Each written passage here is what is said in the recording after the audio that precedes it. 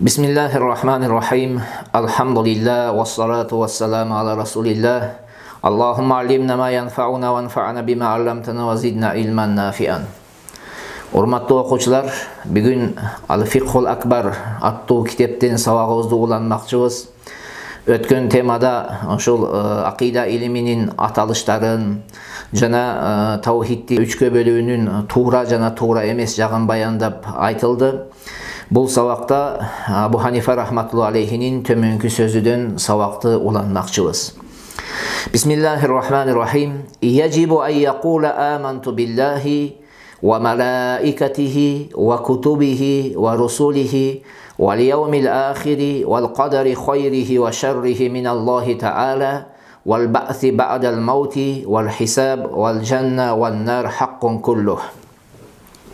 Аллага, анын периштелерине, китептерине, пайгамбарларына, маңдайга жазылган жакшы жаман нерселердин Алладан экендигине, өлгөндөн кийин тирилүүгө, эсеп кысап, бейиш, тозоктун баары чындык деп айтуу парз дейт. Урматтуу окуучулар, байкап турганыңыздардай, Kitepte yacibu vacip bolot деп айтылды. Kiteptegi vacip деген сөздүн мааниси бул парз деген маанide. Азыр ушул жерде ошон үчүн биз парз деп котордук. Бирок парз эки түрдүү болот. Фарз эки түргө бөлүнөт. Фарз айын болот. Башкача айтканда ар бир адамга фарз. Экинчиси фарзи кифая болот. Тактап айтканда кээ бирлер аткарышса калгандарынын мойнунан милдет түшөт. Демек, жокоруда айтылган нерселерге иман келтирүү ар бир адамдын мойнуна фарзи айын болуп эсептелет. Бирок ошол нерсени, ушул жокоруда айтылган нерсени далилдери менен толук түшүндүрө биле турган, туура эмес агымдарга жооп айта турган, Кудай Тааланын барлыгыны исбат кылып, тактап, бекемдей турган деңгээлде илим алуу бул фарзи кифая болуп эсептелет. Ал эми жалпы элибиз үчүн бул фарзи айын. Бардыгыбыз ал деңгээлге жетпесек дагы, жанагы айтылган нерселерге биз тилибиз менен айтып, жүрөгүбүз менен ишенип кое турган болсок, мына ошондо биздин фарзыбыз аткарылган болот. Бирок далилдерди толугу менен далилдерге жетип, далилдер аркылуу Кудай Тааланын акыреттин башка нерселердин, ошо айтылган нерселердин башкасынын далилдеп берүү бул фарзи кифаяга келет, бул аалымдардын иши. Мына ушул жогоруда айтылган нерселерди тил менен айтуунун өкүмү тууралуу аалымдарыбыздын ортосунда кайчы пикирлер бар. Кээ бир аалымдарыбыздын көз карашы боюнча яжибу ан якула деди да. Мына ошону тил менен айтуу эмне? Жүрөк менен тастыктоо бул фарз. Рүкүн, ички фарзы. Бул эч бир учурда адамдын мойнунан бул милдет түшпөйт. Кайсыл адам жүрөгүнөн Кудай Таалага ишенбесе, акыреттерге ишенбесе, аталган нерселерге ишенбесе, ал имансыз. Ал талаш жок ал маселеде. Бирок ошону тил менен айтуунун өкүмү эмне? Тил менен айтуунун өкүмү тууралуу эки көз караш айтылып калган. Бизде Ахли Суннат вал Жамаатта өзүбүздүн аалымдарыбыз эки пикир айтылган. Кээ бир аалымдарыбыздын көз карашы боюнча бул рүкүн болуп эсептелет. Башкача айтканда ички фарздардан болуп эсептелет. Имандын аныктамасынын ичиндеги фарздардан болуп эсептелет. Же тагыраак айтсак, имандын бир бөлүгү дейт. Эгерде тил менен айтпаса, анда дүйнө акыретте динсиз болуп эсептелет да мындай адам. Эгер тил менен айтып, ошол ички фарз болгондуктан. Бирок ошол рүкүн кайра экиге бөлүнөт, ички фарз. Рукни асли деп коет, рукни заид деп коет.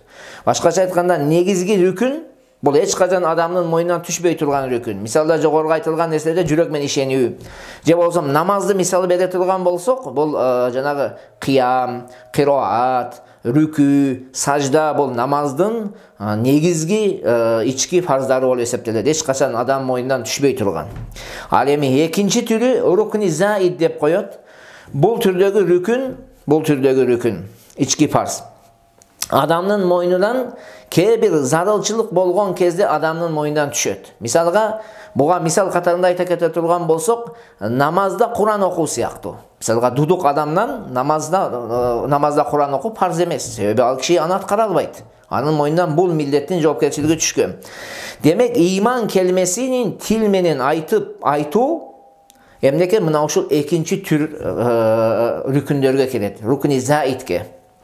Rukuni zayitlerden katarına kiret. Bu bizden alımlarımızdan Şamsul Ayyimma Saraxsi, Fakhrul İslam Bazdavi, jana köpçülük alımlardan pikiri dep kelet kitaplarda. Alemi ikinci pikir. Bu dünyada dinge teşeli hükümlerde atkarı üçün tilmenen aytуу şart deydi.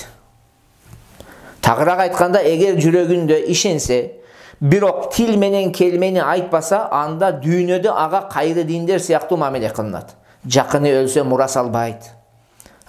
Jakında muras alabay kalat. Al ölgön kezde ağa жанагы musulmandarga mamele kılganda mamele kılınbay. Juulup, kepindelip, janaza namazын okup, musulmandardın mürüzösünü albarıp kömü degen bir nemelerdi ağa atkarılbay kalat.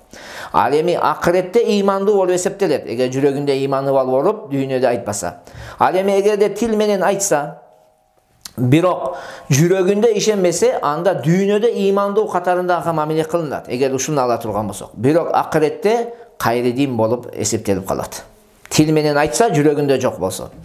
Bul pikir bolso, Abu Hafs Gaznavi, bayanғы Akida Tahaviyanın nemesiga şarh жазган, Cebeson Babirti rahmatullah aleyhi, jana Abu Hanifa'nın nesinde, Abu Hanifa'nın vasiyat kitabine Babirti rahmatullah aleyhi жазган özünün vasiyat kitabinde, Abu Hanifa'nın vasiyat kitabine жазган şarhında dağın uşul pikirler koldap ketken.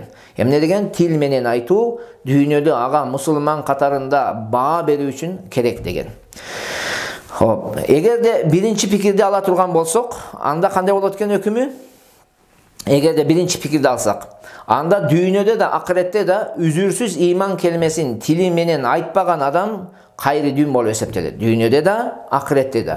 Alem eğer de tilmenen aytsa, birok jürөгүндө işenmese, anda dünyada imandуу, alemi akirette imansız bolup eseptelet. Sebebi jüröktөн düşkөн işene hiç kaçan düşbeydi dedik jüröktөгү işeni. Alem eğer de ikinci pikirde alsakçı, ala turgan bolsok, anda tili menen iman kelimesini aytkan adamga dünyada imandуу kişi dep aytılат. Alemi akirette jürөгүндө işenimge jaraşa aga baha berilet. İşenebi imandуу, işenbebi imansız. Birok eğer dünyada tili menen aytpasa, birok jürөгүндө bardıq iman keltirүүчү nerselerge işense, anda dünyada kayri din katarında mamile kılınat. Alemi akirette al kişi imandуу bolup eseptelet. Mına ушундай alımlarımыздın talaşının жыйынтыгы ушундай болот. Эми урматтуу окуучулар, сөзүбүздү улантып кетели. Allah Taala'ga, janagы süydömde en birinciden bolup Allah Taala'ga iman keltirүү dedi. Amantu billah, men Allah'a işendim dep aytış gerek. Allah degen söz bul Arap dili. Al ençili at. Bizde aytабыз Самат деп коебуз, Ахмат деп коебуз энчиленген ат дегенде, бул ошол Allah Taala'га гана таандык болгон энчиленген аттардан болот. Arap dilinde al başka bir sözden alıngan emez. Мындай жазган, Arap dilinde biz gramatiken okuyan кезде sarfini muştak dep koyot. Misalga uru degen sözden uruçu, urulgan, ura turgan orun degen söz bir kança neseni çıkarıp alabız. Birok Allah degen söz uşunday başka bir sözden alıngan emes deydi. Özü uşunday bir söz deydi. Bu başka bir sözden alınmagandığı Abu Hanifa rahmatullah aleyhinin, İmam Şafii rahmatullah aleyhinin, jana köpçülük alımlardan pikiri. Albatta kebir alımlar Allah degen sözdü başka sözden alıngan degen jerleri var. Birok köpçülük alımlar mına uşul pikirde eken. Anan Allah degen söz ismi azam bolup eseptelet. Kuday Taala'nın en ulu atı. Murun biz kiçineke eken kezde asaklardan okup kalat deyik. Kim Allah Taala'nın ismi azamın bilse, anın bardıq maksatları iş yüzüne aşat, tilegine jetet, oylogon oyuna jetet dep oşunday sözde aytışat edi. Emi oşol söz Allah degen söz urmattуу okuuçular. Bul Allah degen söz ismi azam ekendigin İmam Muhammad bin Hasan Shaybani rahmatullah aleyhi bunu Abu Hanifa'dan uqqandığın özü kitaplarda emne kılgan eken, rivayat kılgan. Abu Hanifa aytkan eken, ismi azam bul Allah degen söz dep. Emi Allah'a iman keltirүү kanday bolot? Allah Taala'ga kантип iman keltirишimiz керек? Ең біріншісі Allah Taala бар. Анын барлығы өзүнөн. Башкача айтканда, ал барлығында башка бир нерсеге көз каранды эмес. Ал бар кезде эч нерсе жок эле. Ал эзелки. Ал бардык нерсе жок болот. Аллах ошо ойдон түбөлүк бойдон кала берет. Башталышы жок анын барлығында. Эч нерсеге көз каранды эмес. Анан ал жападан жалгыз. Анын затында, сыпаттарында, амалдарында шериги жок. Ал толлук сыпаттар менен сыпатталган. Кемчиликтүү сыпаттардан аруу. Ага ал эмне, канча, кандайча, кай жерде деген суроону берүүгө болбойт. Анткени бул суроолор жок кезде Алла бар эле. Бул суроолор жаралгандан кийин да Алла мурунку бойдон кала берет. Жана бул суроолор кайра жок болот, Алла мурунку бойдон калат. Ушундай деп ишенишибиз керек Кудай Таалага. Кудай Тааланын затын албетте эч бир киши не кылат, толук биле албайбыз. Жана ага акылыбыз да жетпейт. Ушундай деп ишенишибиз керек. Экинчиси периштелерге иман келтирүү. Malaikalarga amantu billahi ve malaikatihi dedi. Periştelerge iman keltirүү, malaika деген söz, bul malak деген sözdün köptük türü. Tüpkü uңгусу bul ma'alak деген sözdен alıngan, aluk деген sözdен alınat da. Ma'alak bolgon negizi ma'alak bolgon, aluk деген sözdен alınat. Anın manisi elçilik degendi bildiret. Perişteler Allah Taala'nın kadir barktуу kulları. Allah Taala bul turalı Kur'an-ı Kerim'de mintep aytkan. A'udhu billahi mineşşeytanirracim. Bal ibadun mukramun. Teskerisinçe perişteler kadir barktуу kulдар деген. Periştelerin deneleri nurlu bolot. Мында жаткан nurdan жаралган. Пайгамбарыбыз саллаллаху алейхи ва саллям айткан: "Хуликатил малаикату мин нур." Perişteler nurdan жазалган деп туруп Sahih Muslim'de келет бул hadis. Алар эркек, аял деп бөлүнбөйт. Мында жатканда мужской, женский родко эркек, ургачы деген түшүнүк жок аларда. Ким периштени аял десе, ургачы деп айта турган болсо, ал дароо динден чыгып кетет. Анткени Курандагы аяттарды жокко чыгарган болуп эсептелет. Мисалы катарга айтса кетсек, Аллах Таала ыйык Кур'ан-ы Керимде мынтип айткан: "Аузу биллахи минеш-шейтонир-ражим. İnnellezîne la yu'minûne bil âhira la yusammûnel melâikete tasmiyatal untha." Albatta ahiretke işenmegenler periştelerdi urgaçı dep ataşat, ayal dep ataşat деген. Ал эми ким периштелер эркек деп айтса, фасык болот. Анткени сүйлөгөн сөзүндө калпычы жана билбеген нерсеге күбөлүк берген болуп эсептелет. Алардын белгилүүлөрү төмөнкүлөр.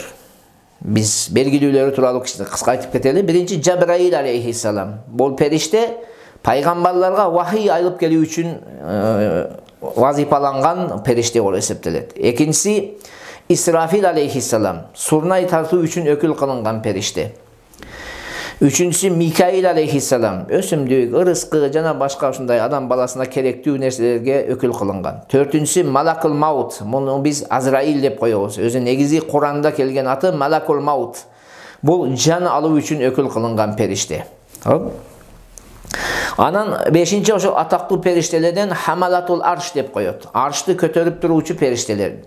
Кудай Таала жараткан макулуктардын эң чоңу бул Арш. Аянты неме жагынан эң чоң не? Бул Арш болот. Мына ошол Аршты көтөрүп туруучу периштелер бар. Алардын саны 8. Бул тууралуу Аллах субханаху ва таала ыйык Кур'ан-ы Керимде мынтип айтат: "Ва яхмилу арша раббика фауқахум яума изин самания." Кыямат күнүндө жаратуучуңдун аршын 8 периште көтөрөт деген. Алтынчысы адамдардын амалын жана сүйлөгөндөрүн кала берсе ооруганда 19-ун жазып туруучу периштелер бар. Алардын саны тууралуу төмөнкү пикирлер айтылган. Бул тууралуу сиздер Раддул Мухтар китебинин 4-тому 137 бетини ачып карасаңыздар болот. Ошол жерде келет. Саны өкө, 4, 5, 10, 150 дегенге чейин айтылган. Ушундай көп периштелер бар дейт ар бир адамда. Бадрул Анвар деп мына биздин окуп жаткан Фикхул Акбар китебибиздин шархында эң туурасы алардын саны 4 деп айткан экен. Алардын экөө күндүзгү, экөө түнкү болот. Мындайча айтканда дневной смен, ночной смен. жана кароолдук кылганда, ошол көзөмөлдөп турганда экөө түндө көзөмөлдөп турат дейт. Алар мусулманда да, капырда да болот. Мусулмандын оң жактагы периштеси анын жакшы амалдарын жазат, жакшы иштерин, сол жактагы периштери жаман иштерин жазат. Ал эми капырдын оң жактагы периштеси сол жактагы периштесине күбө болот. Сол жактагы периштеси болсо жаман иштерин жазып турат. Бул периштелер тууралуу Куранда бир канча аяттар бар. Алардын кээ бирин айта кете турган болсок, Аллах Таала ыйык Кур'ан-ы Каримде мынтип айтат: Аузу биллахи минеш-шейтонир раджим.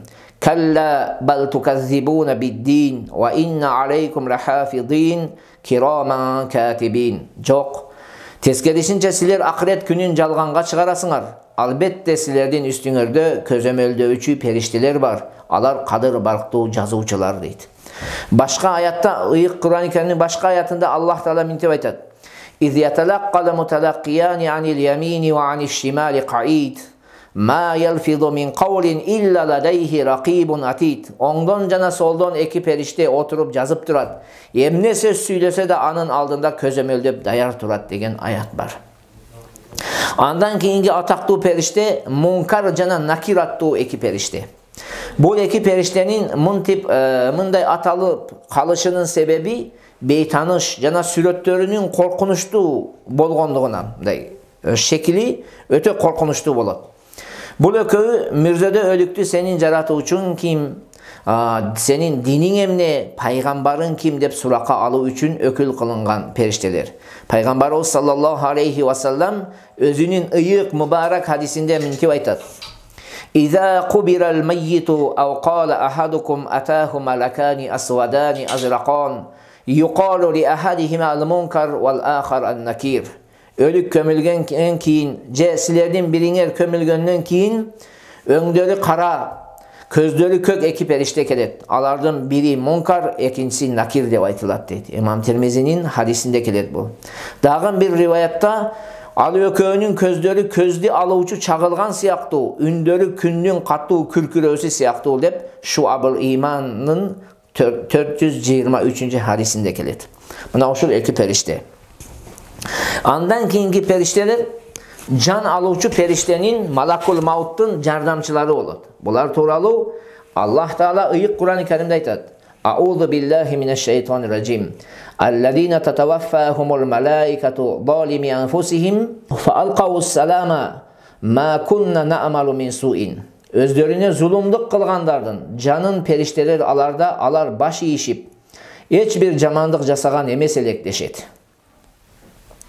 Мына ушул аятта байкап турганыңыздардай, Аллазина татаваффахумул малаикату. Мына ушул жердеги малаика деген сөздөн максат кайсыл периштелер экен? Жан алуучу периштенин жардамчылары. Тогузунчусу тозоктун күзөтчүлөрү. Аллах Таала айткан: Алейха тис'ата ашар. Анын 19 күзөтчүсү бар деп. 10-чусу бул адам баласын сактоочу периштелер. Бул периштелер амал жазуучу периштелерден башка болот. Булар адам баласын коргоп туруучу периштелер. Аллах Таала булар тууралуу мынтип айткан: Лаху муаккибат мин байни ядайхи ва мин халфихи яхфазунаху мин амриллах. Анын алдынан да, артынан да Алланын буйругу менен аны коргоп, ээрчип жүрүүчү периштелер бар деген. Мына ушул периштелер биз менен сиздердин ажалыбыз жеткенге чейин, Кудай Таала бизге белгилеп койгон мөөнөт келгенге чейин бизди ар кандай бале кырсыктардан сактап жүрүүчү периштелер. 11-ci tür perişte атактуу периште. Ал арштын айланасындагы периштелер. Аллах Субханаху ва Таала ыйык Кур'ан-ы Каримде булар тууралуу бул периштелер тууралуу мынтип айткан: "Ва тарал малаиката хафина мин хаулил арш юсаббихуна бихамди раббихим." О Мухаммад, периштелерди арштын айланасын курчап, эгелерин мактап, аруулаган абалда көрөсүң деген. Эми урматтуу окуучулар, аларга иман келтирүү тууралуу сөз кылсак, шексиз Аллах Таала жараткан периштелер бар. Алар Аллах Тааланын кулдары, ибадат кылуу үчүн жаралышкан, күнөөдөн маасумдар, башкача айтканда сакталгандар. Алар күнөө иш кылышпайт. Алардын санын тек гана Аллах Таала билет деп иман келтирүү. İmam Razi rahmetullahi aleyhi alarga iman keltirүүдүн 4 jolu var degen eken. Birincisi, alardın barlığına işeniyor. Biz periştelerden barlığına işenişimiz gerek. İkincisi, alar masum, künödön alыс, saqtalgan, kөнө kılışbaydı. Köz ilmemce Kuday Teala'ga başı ibeslik, toң moyunduk kılışbaydı. Üçüncüsü, alar Allah Teala menin adamның ortasındağı ortomçu ekendiklerine işeniyor. Dördüncüsü, Allah Teala düşürgön kitaplar, perişteler arkalı peygamberlerine jetkendigine işeniyor. Bunu İmam Razi rahmetullahi aleyhi özünün tafsirinde jetmiş birinci betinde bayanda ötken. Allahu alem bis-savab.